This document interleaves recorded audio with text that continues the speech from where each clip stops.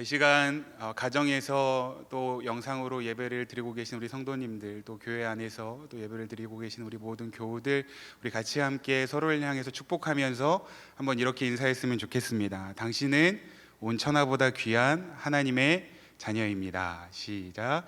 당신은 온 천하보다 귀한 하나님의 자녀입니다. 특별히 지금 이런 식의 온라인으로 예배를 드리실 때 함께 예배 드리지 못하고 또 가정에서 영상으로 혼자 예배를 드리고 계실 분들도 많이 계실 텐데, 그분들을 위해서도 이렇게 한번 스스로에게 가슴에 손을 얹고 이렇게 고백했으면 좋겠습니다. 나는 온천하보다 귀한 하나님의 자녀입니다. 시작. 나는 온천하보다 귀한 하나님의 자녀입니다. 아멘. 사랑하는 성도 여러분, 우리는 하나님으로부터 사랑을 받는 하나님의 자녀라는 사실을 믿으십니까? 모든 부모는 자기 자녀가 잘 되기를 원합니다. 그런데 그것과는 비교할 수도 없을 정도로 우리 하나님께서 사랑하시는 하나님의 자녀들, 특별히 저와 여러분들이 잘 되고 형통하기를 원하신다는 것입니다. 사랑하는 성도 여러분, 하나님의 은혜 가운데 저와 여러분들의 삶이 형통하기를 주님의 이름으로 축복합니다. 그런데 여러분, 형통이라는 것의 의미가 과연 무엇입니까? 먼저 사전적으로 형통의 의미를 좀 살펴보면, 사전적으로는 이렇게 소개하고 있습니다. 모든 일이 뜻과 같이 잘 되어가다. 그러니까 세상적인 관점에서 형통이라는 것은 어떤 일이든 마음 먹은 대로 어려움 없이 잘 풀려지고 이루어지는 것이 바로 형통이라고 생각을 한다는 겁니다. 세상적인 관점에서는 형통한 삶이라고 할 때는 결코 어려움이나 위기가 있어서는 안 됩니다. 그런데 성경적인 의미로의 형통은 어떤 의미를 가지고 있습니까? 성경에서 형통하다라고 번역된 히브리어 단어가 찰라흐라는 단어입니다. 그런데 이 찰라흐라는 단어에는 여러 가지 의미가 있는데, 먼저는 앞서 말씀드렸던 것처럼 세상적인 의미로의 성공하다, 번영하다라는 의미도 가지고 있지만, 이 단어는요 결코 세속적인 어떤 성공의 의미만을 가지고 있지 않습니다. 오히려 더 다른 의미들을 많이 가지고 있는데, 화면에 보시는 것처럼 이 찰라흐, 형통하다라고 번역된 이 단어의 의미들을 보면 앞으로 나아가다, 돌진하다, 승리하다, 어려움을 극복해내다, 장애물을 넘어서다와 같은 의미들을 가지고 있다는 것입니다. 그러니까 성경적인 의미로의 형통은 단순하게 세속적인 성공과 번영하는 것을 넘어서, 때로는 우리의 인생에 고난이나 어려움이 찾아올 때가 있는데, 그런 고난 가운데에서도 좌절하지 않고 하나님과 함께 전진하는 것, 때로는 그 고난을 통해서 나를 통해 하나님의 뜻이 이루어지도록 하는 것이 바로 형통한 삶이라는 것입니다. 그러니까 성경적인 의미로의 형통한 삶이라고 하면, 그 삶에는 때로 고난도 있을 수 있고 위기도 있을 수 있지만, 그 고난과 위기를 통해서 하나님의 뜻이 이루어지는 삶이야말로 진정한 의미로의 형통한 삶이라고 할 수 있는 것입니다. 그렇다면 이런 의미로 형통을 생각해 볼 때 가장 먼저 떠오르는 대표적인 사람이 누구입니까? 가장 먼저 떠오르는 대표적인 사람은 다름 아닌 요셉입니다. 요셉은 정말 수많은 고난 가운데에서도 좌절하지 않고 하나님과 함께 전진하면서 결국에는 요셉의 삶을 통해서 하나님의 뜻이 이루어지도록 했다는 것입니다.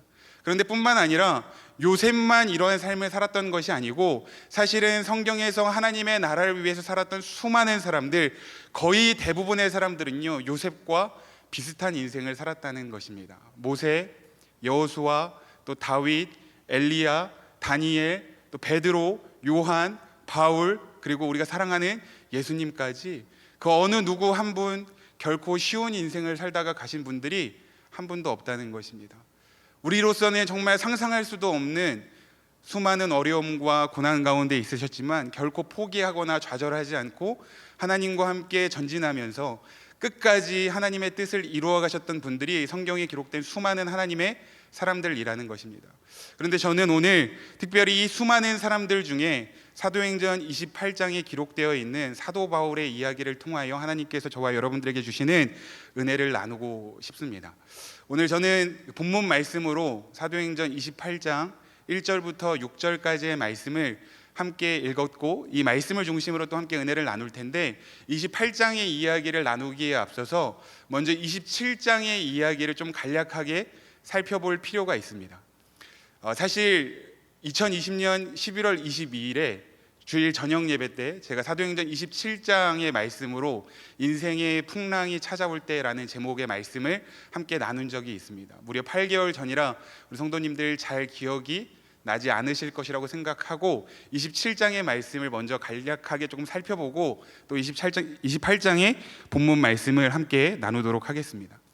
사도행전 27장에 의하면 잘 아시는 것처럼 이 사도 바울이 죄수의 신분으로 로마에 압송되게 됩니다. 그런데 로마로 압송되어지던 과정 중에 바다 한복판에서 유라굴로라는 풍랑을 만나게 되었습니다. 그리고 성경은 이 당시의 상황을 이렇게 기록하고 있습니다. 사도행전 27장 20절 말씀인데, 여러 날 동안 해도 별도 보이지 아니하고 큰 풍랑이 그대로 있음에 구원의 여망마저 없어졌더라. 구원의 여망마저 없어졌더라. 살 소망이 보이지 않을 정도로 아주 절망적인 상황이었다고 성경은 평가하고 있는 것입니다. 얼마나 급박하고 위기가 있는 상황이었는지 사도행전 27장 30절 말씀을 보면 이 배와 배에 있는 사람들을 책임져야 했던 사공들조차도 자기들 살아보겠다고 배를 버리고 사람들을 버리고 도망치려고 했다는 사실을 우리는 성경을 통해서 알 수 있습니다. 그런데 27장 말씀을 잘 살펴보면 이 배에 타고 있던 사람이 무려 276명이나 되었습니다. 뿐만 아니라 풍랑으로 인해서 고통당했던 시간이 14일이나 되었다고 성경은 기록하고 있습니다. 게다가 이 당시에 항해를 하던 시기가 아주 추운 겨울이었다고 성경은 증언하고 있습니다. 여러분 한번 생각해 보십시오. 아주 추운 이 겨울에 바다 한복판에서 해도 달도 별도 보이지 않는 그 캄캄한 풍랑 속에서 치열하게 14일 동안 사투를 벌여야만 했던 것입니다. 얼마나 힘든 순간이었겠습니까? 276명이나 되는 많은 사람들이 하루아침에 바다에서 수장될 위기에 처하게 되었다는 것입니다. 아무리 생각해봐도 이 상황은요 굉장히 절망적인 상황으로밖에 보이지 않습니다. 그런데 그 배에 누가 있었습니까? 바로 사도 바울이 있었다는 것입니다. 마치 캄캄한 어둠 속에서 밝게 빛나는 보석처럼 바울이 거기에 있었던 것입니다. 사도 바울은 누구보다 신실한 하나님의 사람이었습니다. 그 당시 그 풍랑 속에서 많은 사람들은 두려워하고 절망 가운데 빠져 있었지만 이 사도 바울은 상황을 본 것이 아니라 하나님을 보았습니다. 그리고 사람들의 비명소리와 사람들의 부정적인 소리를 들은 것이 아니라 하나님의 음성을 들었습니다. 그리고 하나님의 그 말씀을 믿고 깨달을 줄 아는 영적으로 깨어있는 사람이었다는 것입니다. 이것에 대해서 사도행전 27장 22절부터 26절까지는 이렇게 말씀하고 있습니다. 내가 너희를 권하노니 이제는 안심하라. 너희 중 아무도 생명에는 아무런 손상이 없겠고 오직 배뿐이리라. 내가 속한 바 곧 내가 섬기는 하나님의 사자가 어젯밤에 내 곁에 서서 말하되 바울아 두려워하지 말라. 네가 가이사 앞에 서야 하겠고 또 하나님께서 너와 함께 항해하는 자를 다 내게 주셨다 하였으니 그러므로 여러분이여 안심하라. 나는 내게 말씀하신 그대로 되리라고 하나님을 믿노라. 그런즉 우리가 반드시 한 섬에 걸리리라 하더라고 고백하고 있습니다. 저는 지금 이 성경의 말씀을 굉장히 점잖게 읽었지만 한번 우리 상상해 보도록 하겠습니다. 얼마나 급박한 위기 상황입니까? 그런데 바울이 제가 지금 성경 말씀을 읽은 것처럼 점잖게 이야기했겠습니까? 아주 다급한 외침이었을 거라고 생각이 되어집니다. 여러분 제 말을 한번 들어보십시오. 여러분 두려워하지 마시고 안심하십시오. 하나님께서 저에게 약속하여 주신 말씀이 있습니다. 하나님께서 저에게 맡기신 사명이 있습니다. 저는 반드시 로마에 가서 가이사 황제 앞에 서야만 합니다. 그 사명을 이루기까지 하나님께서 저의 생명을 지켜주시겠다고 약속해 주셨습니다. 뿐만 아니라 나로 인해서 이 배에 타고 있는 모든 사람의 생명까지도 지켜주시겠다고 하나님께서 말씀해 주셨습니다. 비록 이 배는 파손할지 모르겠지만 이 배에 타고 있는 단 한 사람도 생명을 잃지 않을 것입니다. 여러분 두려워하지 마십시오. 안심하십시오. 하나님께서 저에게 말씀하신 이 약속의 말씀이 그대로 이루어질 줄로 저는 믿습니다. 아멘. 사도 바울이 이렇게 간절한 믿음의 고백으로 선포하지 않았겠습니까? 그런데 지금 어느 정도 이 풍랑이 다 지나가고 상황이 어느 정도 이렇게 정리되어 갈 때쯤에 어떤 그 희망의 빛이 보일 때쯤에 사도 바울이 이렇게 이야기한 것이 아니라는 것입니다. 여전히 풍랑 가운데 있었지만, 여전히 위기는 끝나지 않았지만, 그렇다고 해서 하나님께서 이 풍랑 속에서 이 하나님의 신실한 종이었던 바울만 따로 안전하게 보호해 주신 것도 아니었습니다. 바울도 그 풍랑 가운데 있었습니다. 하나님의 신실한 종이었던 바울도 그 풍랑의 위기 속에 함께 놓여 있었다는 것입니다. 그러나 바울은 풍랑을 본 것이 아니라 하나님을 보았고, 사람들이 어떤 부정적인 소리를 들은 것이 아니라 하나님의 음성을 듣고 하나님의 약속을 믿었다는 것입니다. 사랑하는 성도 여러분, 우리가 지금 살아가고 있는 이 지금과 같은 이 불확실성의 시대에 필요한 사람은 이 사도 바울과 같이 상황을 보는 것이 아니라 하나님을 바라보는 믿음을 가진 사람, 세상의 부정적인 소리를 듣는 것이 아니라 하나님의 음성을 들을 줄 아는 사람, 그리고 하나님께서 약속해 주신 그 말씀을 듣고 흔들리지 않는 믿음으로 하나님을 선택할 줄 아는 그런 사람을 하나님께서는 지금도 찾고 계시는 줄로 믿습니다.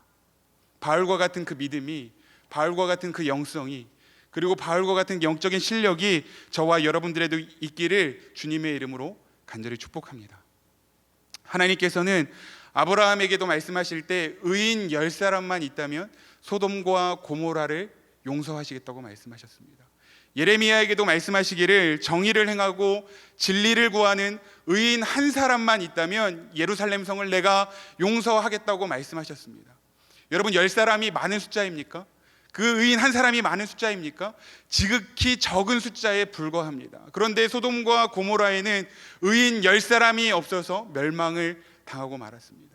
그 예루살렘에는 진리를 행하고 정의를 구하는 그 의인 한 사람이 없어서 비참한 최후를 맞이할 수밖에 없었다는 것입니다. 그러나 이 풍랑 가운데에는 하나님의 말씀을 찾고 듣고 하나님을 신실하게 믿는 이 바울 한 사람이 있었기 때문에 바울 한 사람으로 말미암아 이 배에 있는 모든 사람이 구원을 얻은 줄로 믿습니다. 오늘 아침에도 담임 목사님께서 이 고난의 시기에 이 회복의 키가 누구에게 있다고 말씀하셨습니까? 이 회복의 키가 그리스도인들에게 있다라고 말씀하셨습니다. 사랑하는 성도 여러분, 저와 여러분들의 삶이 정말 이 바울처럼 어두우면 어두울수록 더욱 밝게 빛나는 보석과 같은 그런 흔들리지 않는 믿음을 가진 삶으로 세워질 수 있기를 주님의 이름으로 간절히 축복합니다. 바울은요, 이 하나님의 약속의 말씀을 믿었습니다. 그리고 하나님께서 약속해 주신 대로 비록 풍랑에 의해서 이 배는 파손하고 말았지만 이 배에 타고 있던 모든 사람은 생명을 부지할 수 있었습니다. 그렇게 생명을 부지한 후에 가까스로 도착했던 섬이 멜리데 섬이었습니다. 이 멜리데 섬은요, 이 배에 타고 있던 사람들이 계획적으로 계획해서 도착한 섬이 아니었습니다. 지금까지 말씀을 나누었던 것처럼 풍랑에 의해서 불가항력적으로 어쩔 수 없이 물에 떠내려와서 도착한 섬이 멜리데 섬이었다는 것입니다. 게다가 오늘 28장의 본문 2절 말씀을 보면 날씨도 굉장히 좋지 않았습니다. 우리 28장 2절 말씀 같이 한번 보겠습니다. 비가 오고 날이 참해 원주민들이 우리에게 특별한 동정을 하여 불을 피워 우리를 다 영접하였더라. 2절 말씀에 보니까 비가 오고 날이 찼다. 한번 생각해 보십시오. 추운 겨울에 14일 동안 풍랑 속에서 사투를 하다가 배가 파손돼서 그 물에, 차가운 물에 떠밀려서 멜리데 섬에 도착했습니다. 그런데 날씨도 도와주지 않는 거예요. 비가 오고 날이 너무 추웠습니다. 그런데 2절 말씀을 잘 살펴보니까 감사한 것은 그렇게 도착한 이 이재민들을 멜리데 섬의 원주민들이 아주 친절하게 환대해 주었다라고 성경은 기록하고 있다는 것입니다. 2절 말씀에 보니까 특별한 동정을 했다라고 번역을 하고 있는데, 이 말씀을 영어 성경으로 보면 unusually kindness라고 번역을 하고 있습니다. 그냥 직역하면 일반적이지 않은 친절을 베풀어 주었다. 그러니까 이 멜리데 섬의 원주민들이 지금 이 파선에서 이렇게 밀려온 이재민들에게 친절을 베푸는데, 이 친절을 받는 당사자들도 생각하기에 분에 넘치는 친절을 받고 있다고 생각할 정도로 아주 일반적이지 않는 친절함을 베풀어주고 사랑으로 돌보아주고 케어해 주었다는 것입니다. 그런데 사실 멜리데 섬의 주민들의 입장에서는요, 이 이재민들을 이렇게 특별한 사랑과 친절함으로 돌보아줄 이유가 사실은 없다는 것입니다. 게다가 여러분들 이 배가 파손해서 지금 멜리데 섬에 휩쓸려온 사람들의 숫자가 몇 명입니까? 한두 명이라고 하면, 한두 명의 난민이라고 하면 조금 도와줄 만한데 무려 276명이 한 번에 멜리데 섬으로 몰려온 것입니다. 이게 사실 생각보다 쉬운 일이 아니었다는 것입니다. 그럼에도 불구하고 이 멜리데 섬의 이 주민들이 왜 이렇게 이 풍랑으로 인해서 휩쓸려온 이재민들에게 특별한 사랑과 친절을 베풀었을까? 저는 이것이 하나님의 은혜라고 믿습니다. 하나님께서는 분명히 사도 바울에게 약속하셨습니다. 사도 바울에게 맡겨진 그 사명을 감당하기까지 내가 너를 지켜주고 내가 너를 보호해 줄 것이다. 그리고 하나님의 이 약속의 말씀이 계속해서 사도 바울의 삶을 통하여 성취되고 있었던 것입니다. 하나님께서 이 멜리데 섬의 주민들의 마음을 감동시키셔서 바울뿐만 아니라 바울과 함께 이런 어려움을 당하고 있는 사람들에게 특별한 사랑과 친절을 베풀 수 있도록 도와주셨다는 것입니다. 간절히 바라옵기는 사랑하는 성도 여러분, 우리 서산성결교회와 저와 우리 서산성결교회 모든 성도님들이 이 멜리데 주민들과 같이 지금 정말 어려운 시기를 보내고 있는 이웃들에게 특별한 이 사랑과 친절을 베풀 수 있는 넉넉한 마음이 있기를 주님의 이름으로 축복합니다. 조금만 눈을 돌려보아도 아픔과 어려움 가운데 고통당하고 있는 지체들 너무나도 많이 있는데 하나님께서 우리의 마음을 감동시키셔서 우리를 통하여서도 이런 특별한 은혜와 사랑이 흘러갈 수 있게 되기를 주님의 이름으로 간절히 축복합니다. 또한 우리 성도님들이 가시는 곳마다 어디를 가시든지 많은 사람들을 통해서 바울이 이런 특별한 환대를 받았던 것처럼 이런 특별한 은혜와 사랑을 받아 누리실 수 있기를 주님의 이름으로 축복합니다. 풍랑에서 간신히 살아나온 이 바울과 수많은 사람들이 이제 이 멜리데 사람들의 친절을 통해서 이제 막 몸을 추스를 수 있게 되었습니다. 많은 사람들이 이제 모닥불을 피워놓고 몸을 녹이기 위해서 함께 모여 앉았습니다. 아마 그때 이제 이 마음에 이제 폭풍 같은 위기가 다 끝났구나. 뭔가 마음을 추스르고 다시 목적지를 향해서 가면 되겠다라는 그런 생각들이 사람들 마음에 있었을지 모르겠습니다. 바울도 이제 마음 한편에 이제 좀 위기가 다 지나갔겠구나 생각했을지 모르겠습니다. 이런 생각을 가지고 모닥불 앞에 앉아 있는데 무언가가 바울의 손을 콱 하고 물었습니다. 3절 말씀 같이 함께 보시겠습니다. 바울이 나무 한 묶음을 거두어 불에 넣으니 뜨거움으로 말미암아 독사가 나와 그 손을 물고 있는지라. 무엇이 바울의 손을 물었습니까? 독사가 바울의 손을 물었습니다. 여러분도 잘 아시는 것처럼 맹독을 가진 뱀에게 물리면 독이 온 몸에 퍼져서 수분 안에 사망에 이르게 되어 있습니다. 이제 겨우 14일 동안 풍랑에서 헤매다가 풍랑에서 겨우 살아남았는데 또 다시 맹독을 가진 독사에게 물려버리고 만 것입니다. 죄송한 말씀이지만 재수가 없어도 이렇게 없을 수 있겠습니까? 그런데 생각해 보면 이 섬에서 뱀이 나올 수 있습니다. 뱀이 나와서 누군가를 물 수도 있습니다. 그런데 왜 하필 바울입니까? 왜 하필 이 뱀이 바울을 문 것입니까? 이 뱀이 물려면 물 사람들이 얼마나 많았겠습니까? 그 풍랑 가운데에서 사람들 다 버리고 자기들만 살겠다고 도망치려고 했던 그 사공들을 이 뱀이 딱 물었다면 얼마나 정의로운 일처럼 보였을까요? 그리고 여러분, 이 배가 어떤 배입니까? 죄수들을 호송하는 죄수들의 호송선이었습니다. 그러니까 바울뿐만 아니라 이 배에는요 수많은 죄수들이 타고 있었다는 거예요. 그러니까 뱀이 물려면 사실 바울이 아니라 다른 사람들을 물었으면 조금 우리가 이해할 만한데 그 배에서 하고 많은 사람 중에 누구보다 하나님을 사랑하고 누구보다 하나님을 잘 믿고 누구보다 신실했던 하나님의 종이었던 이 바울을 왜 뱀이 하필이면 바울을 문 것입니까? 그런데 신앙생활을 하다 보면 종종 우리의 삶에도 이런 일들이 일어날 때가 있다는 것입니다.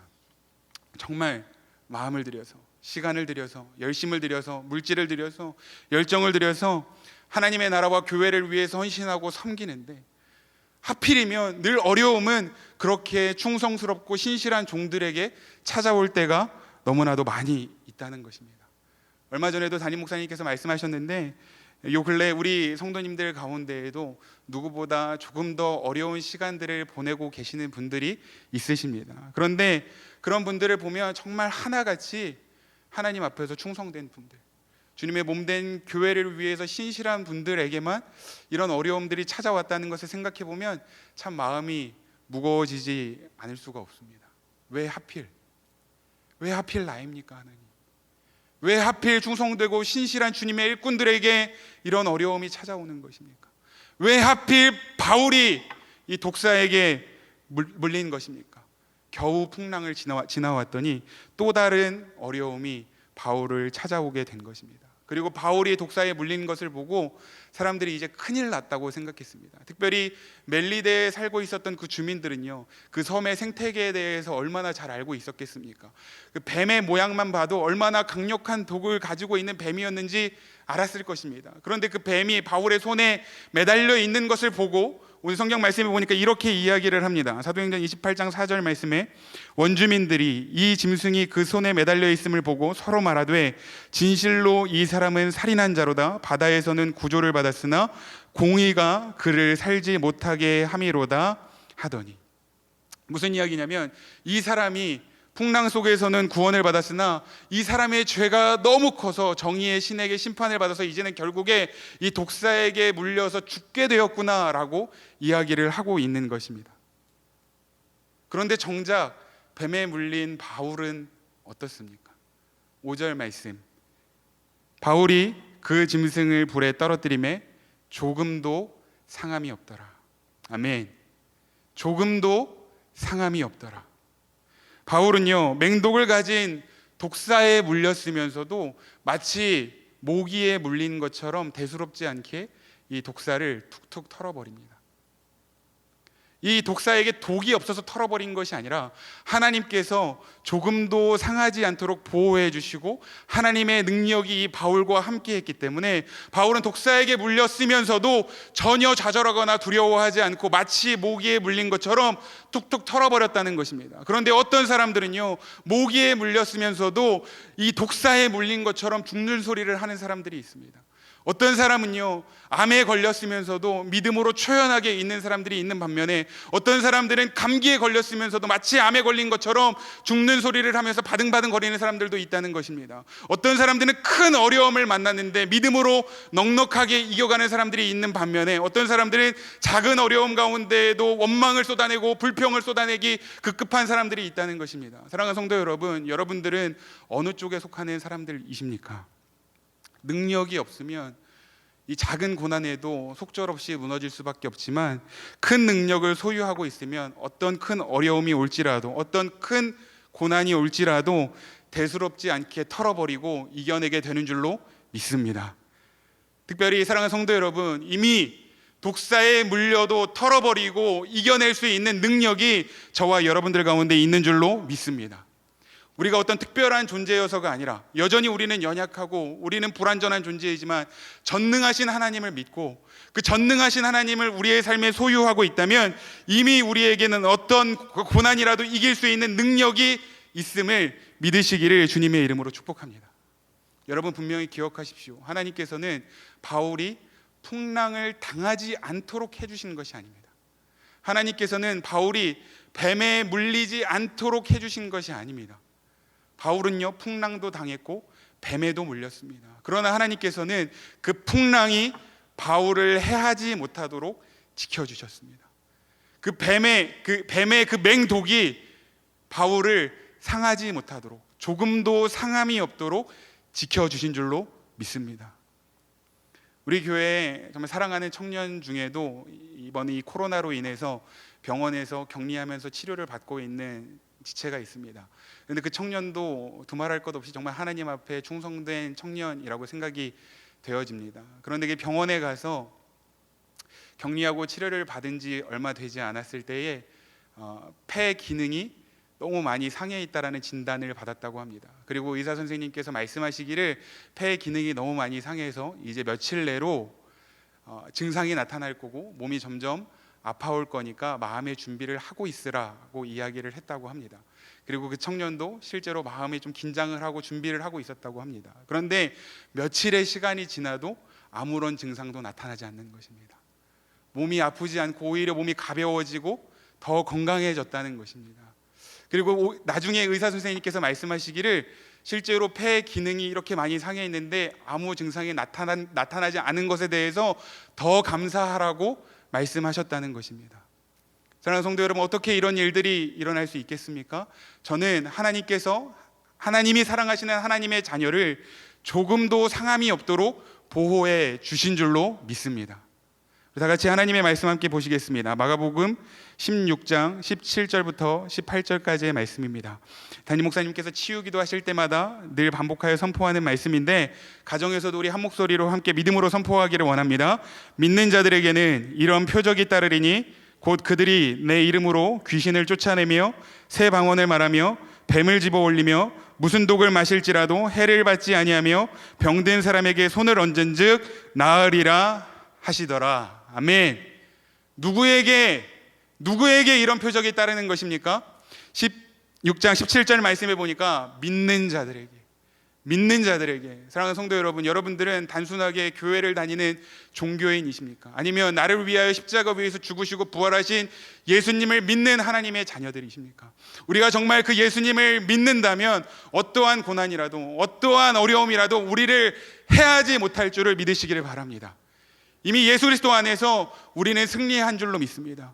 하나님께서 예수 그리스도의 그 십자가 위에서 모든 저주와 죄의 문제들을 끊어버리시고 우리를 위하여 십자가의 승리를 허락해 주신 줄로 믿으시기를 바랍니다. 이 뱀에 물렸을 때 모든 사람이 이제는 바울이 죽었다, 곧 바울이 죽을 것이다 라고 생각을 했는데, 시간이 지나도 바울은 죽지 않았습니다. 그리고 뱀을 툭툭 털어버리고 그 위기를 툭툭 털어버리고 다시 일어났습니다. 그 모습을 본 원주민들이 이제는 이어서 이렇게 이야기합니다. 6절 말씀입니다. 그들은 그가 붙든지 혹은 갑자기 쓰러져 죽은 줄로 기다렸다가 오래 기다려도 그에게 아무 이상이 없음을 보고 돌이켜 생각하여 말하되 그를 신이라 하더라. 방금 전까지 뭐라고 이야기했습니까? 저 사람 풍랑에서는 살아남았지만 결국에는 저 사람의 죄로 인해서 정의의 심판을 받고 이제는 뱀에 물려서 죽는구나 라고 이야기했던 사람이 금방 마음을 바꿔서 바울을 보고 신이다 라고 하면서 추앙하기 시작했다는 것입니다. 그러니까 사랑하는 성도 여러분, 사람들의 소리에, 사람들의 비난에 기죽을 필요도 없고, 사람들이 우리를 칭찬할 때 오히려 오버할 이유도 없다는 것입니다. 사람들이 우리를 어떻게 생각하느냐는 별로 중요하지 않습니다. 사람들의 생각은요, 하루아침에도 종이장 뒤집듯이 바뀔 수 있는 것입니다. 지금 우리가 어려움을 당할 때 특별히 교회와 그리스도인들이 세상으로부터 또 사람들로부터 여러 가지 이야기들을 듣고 부정적인 소리들을 듣고 비난을 받고 있지만, 사랑하는 성도 여러분, 두려워하지 마시기를 주님의 이름으로 축복합니다.